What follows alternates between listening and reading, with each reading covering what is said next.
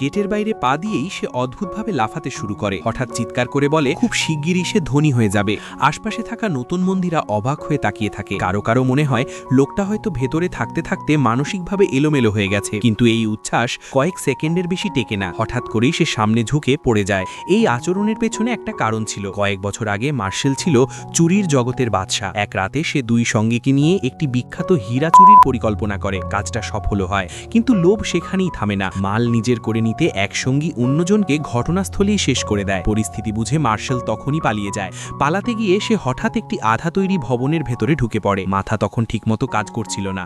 দ্রুত হীরাগুলো পলিথিন আর টেপে মুড়িয়ে সে একটি ভেন্টিলেশন পাইপের ভেতরে ঢুকিয়ে দেয়। কিছুক্ষণ পর পুলিশ তাকে ধরে ফেলে।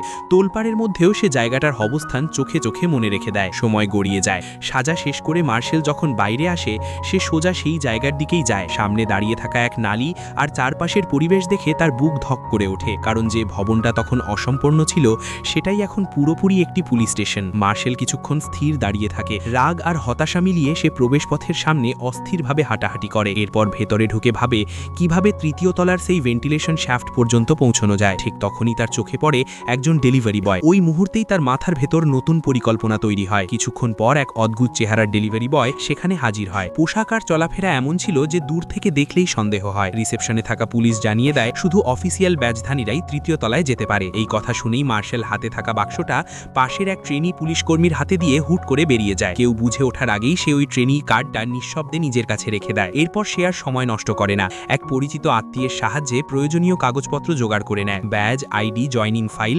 সবকিছু অল্প সময়ের মধ্যেই তৈরি হয়ে যায়। রাতে ঘরে ফিরে সে পুলিশের হাঁটা, কথা বলা আর আচরণ আয়নার সামনে অনুশীলন করে। পরদিন সকালে পুরো সাজে সে পুলিশ স্টেশনে হাজির হয়। তার উপস্থিতি এতটাই স্বাভাবিক ছিল যে কেউ আলাদা করে প্রশ্ন তোলে না। শেষ পর্যন্ত সে লিফটে উঠে সেই তলায় পৌঁছে যায়, ঠিক সেখানে যেখানে একসময় সে হীরাগুলো লুকিয়ে রেখেছিল। কিন্তু তখনও প্রশ্নটা রয়ে যায়, পুলিশ স্টেশনের ভেতরে লুকানো জিনিস সে আদৌ বের করতে পারবে কিনা।